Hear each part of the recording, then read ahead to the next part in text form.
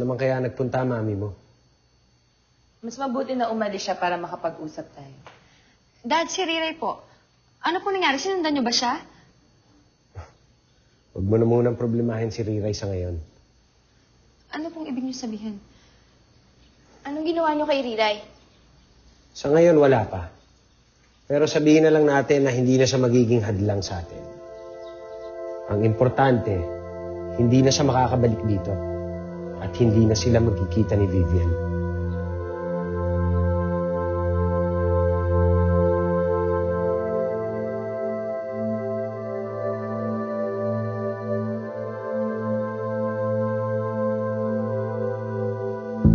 Hindi ko anak yung babaeng kasama ko dito. Tamang hinala mo. Hindi siya ang tunay mong anak.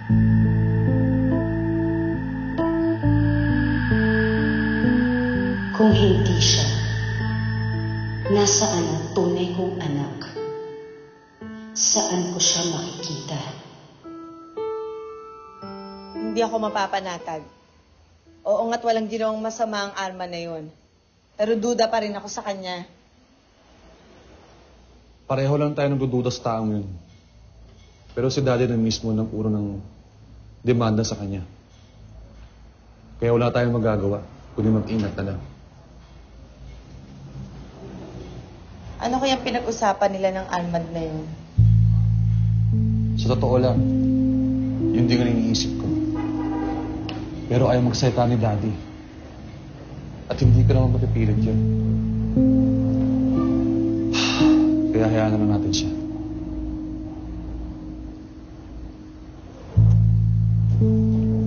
Sir, hindi po talaga pwedeng pumasok.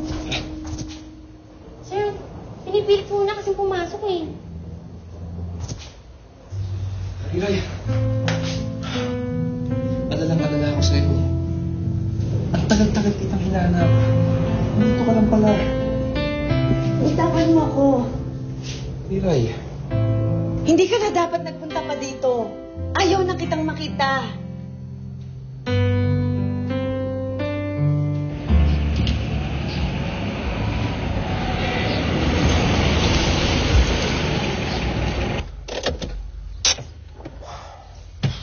Oh, Edgar. Uwi ka na muna. Bakit? Akala ko pa pupunta tayo kay Riray para masabi natin sa kanya na nakita na natin yung mga kasama niya. Pare, kami na lang muna ni Aaron ang pupunta doon. Uwi ka na muna.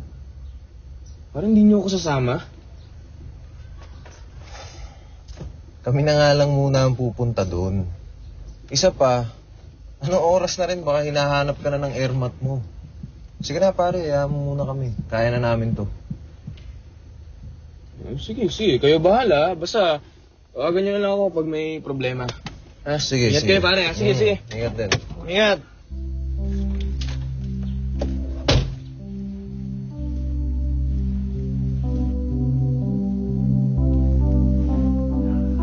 Bakit di mo sinama yun?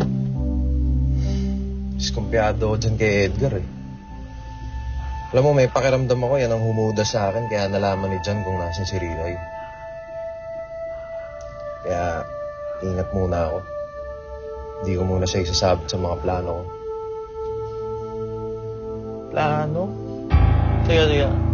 Anong plano? Maya ako na sabihin sa'yo.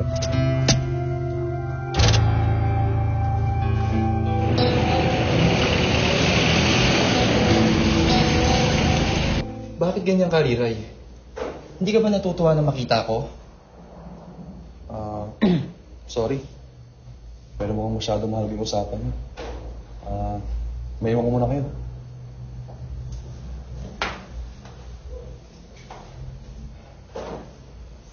Riray, alam ko na ang dahilan kung bakit ka umalis sa bahay ko. Dahil kay IC. Dahil sa mga sinabi niya sa'yo. Pero kalimutan mo na lahat yun. Wala akong pakialam kung magkaiba man tayo. Riray, mahal kita. At kahit ano ka pa, kahit saan ka pa nanggaling, hindi na magbabago yun. mahal na mahal pa rin kita. Mahal kita, Riray.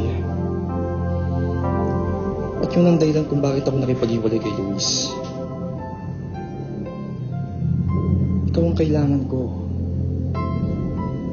Kaya sumama ka na sa akin. Umuwi na tayo.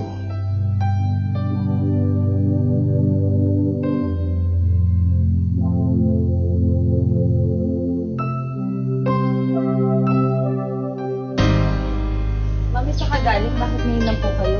Huwag mo akong tatawaging mommy. Hindi kita anak. Vivian, ano ba? Peke ang babae niyan, Arman. Eto ang DNA test. Nakita ko na. Hindi ko yan kadugo. Hindi ko anak yan. Wag na wag mo kaming iiwan. Hindi ka na mawawala sa amin ni Taro. Mukhang totoo yung kutob mo. Parang may gusto mong ate si Daddy kay Riray.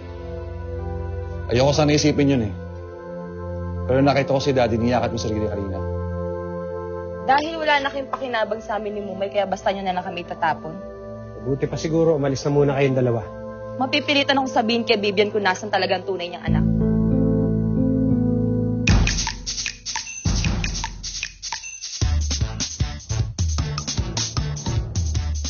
Lalaki? Napalagay ko yung nagmamatsyag dito. Pero tinanong niya ako. Kinausap niya ako. Ha, baliktad. Sige. Kailan mo ba gustong lumabas sa dyaryo? As soon as possible, Lizette. Para magkagulo ka agad. Okay lang naman ho kung nandito lang ako sa bahay. Ano, Noya? Kailangan yung sampan-samantalahin pati sa akin. Jolan, walang baril si Sir. Saan naman niya gagamitin ng baril? Sorry, Direk. Bamari ko ba nandito ka? Alam mo ba kung anong klase ng lugar to?